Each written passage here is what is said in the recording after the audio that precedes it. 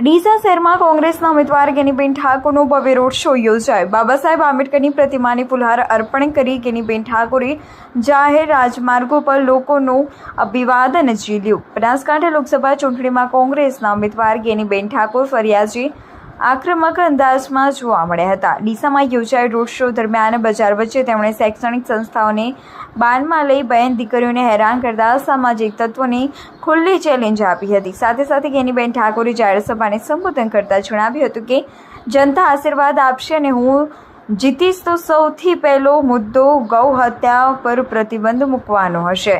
ગુજરાતમાં ત્રીજા તબક્કાનું મતદાન 7 મેના રોજ યોજાવાનું છે, જેને હવે ગણતરીના દિવસો બાકી રહ્યા છે। ત્યારે કોંગ્રેસ અને ભાજપ બંને પક્ષ દ્વારા પ્રચાર કાર્ય જોરશોરથી શરૂ કરી દેવામાં આવી છે। ભાજપ દ્વારા 1 મેના રોજ વડાપ્રધાન નરેન્દ્ર મોદીની બનાસકાંઠામાં જાહેર સભા યોજાશે, જોકે કોંગ્રેસમાંથી હજુ પણ કોઈ સ્ટાર પ્રચારકની બનાસકાંઠામાં જાહેર સભા જાહેર થઈ નથી। ત્યારે કોંગ્રેસના ઉમેદવાર સ્વર્ગસ્થ વડે પ્રચાર કાર્યની દોર સંભાળી રહ્યા છે।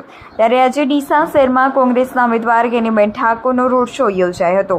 ડીસાના હવાઈ પિલરથી રોડ શોની શરૂઆત થઈ હતી। દીપક હોટલ 4 રસ્તા આગળથી ગેનીબેન ઠાકોરે બાબા સાહેબ આંબેડકરની પ્રતિમાને ફુલહાર કરી ખુલ્લી જીપમાં કોંગ્રેસના આગેવાનો સાથે નીકળતા મોટી સંખ્યામાં બાઇકો અને ગાડીઓનો કાફલો રોડ શોમાં જોડાતા સમગ્ર શહેરમાં ચૂંટણીનો અલગ અલગ પ્રકારનો માહોલ ઊભો થયો હોય તેવા દ્રશ્યો સર્જાયા હતા। રોડ શો ગાંધીજી પ્રતિમા પાસે પહોંચતા ભગવતી શોરૂમના માલિક અમૃતભાઈ માળી સહિત વેપારીઓ દ્વારા ગેનીબેન ઠાકોરને ફુલહાર પહેરાવી સાથે ભવ્ય સ્વાગત કરવામાં આવ્યું હતું। રોડ શો દરમિયાન રિસાલા બજાર વચ્ચે ગેનીબેન ઠાકોરે જાહેરમાં અસામાજિક તત્વોને ચેલેન્જ આપતા જણાવ્યું હતું કે ઘણી બધી શૈક્ષણિક સંસ્થાઓની અસામાજિક તત્વોને લઈને બહેન દીકરીઓને હેરાન કરવામાં પ્રયત્નો કરે છે। આવા તત્વોને ગેનીબેન ઠાકોરની બજાર વચ્ચે ચેલેન્જ કરી હતી। મહેરબાની કરજો, કુદરતના ઘરે દેર છે અંધેર નથી। તેમણે પણ પહોંચી વળવા માટે કોઈને કોઈ સક્ષમ છે। એ વાતને ધ્યાનમાં રાખી હું તમામને ખાતરી આપું છું કે બહેન દીકરીની સુરક્ષાની વાતો આવે એમાં ગેનીબેન ઠાકોરે ભૂતકાળમાં ક્યારેય પીછેહટ કરી નથી અને ભવિષ્યમાં પણ ક્યારેય પીછેહટ કરશે નહીં। તે વાતની લોકસભાના ઉમેદવાર ગેનીબેન ઠાકોરે ખાતરી આપી હતી। જ્યારે આજે યોજાયેલ રોડ શોમાં કોંગ્રેસના હોદ્દેદારો, કાર્યકર્તાઓ સહિત આમ આદમી પાર્ટીના હોદ્દેદારો અને કાર્યકર્તાઓ મોટી સંખ્યામાં ઉપસ્થિત રહ્યા હતા।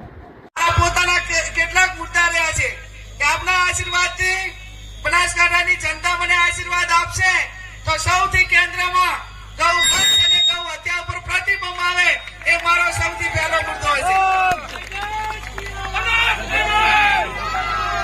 યુવાનોની રોજગારી માટેની વાત હોય, કોંગ્રેસ પાર્ટી એના મેનિફેસ્ટોમાં લીધું છે કે કોઈ પણ યુવાનને જ્યારે એને નોકરી આપવામાં આવે ત્યારે વર્ષમાં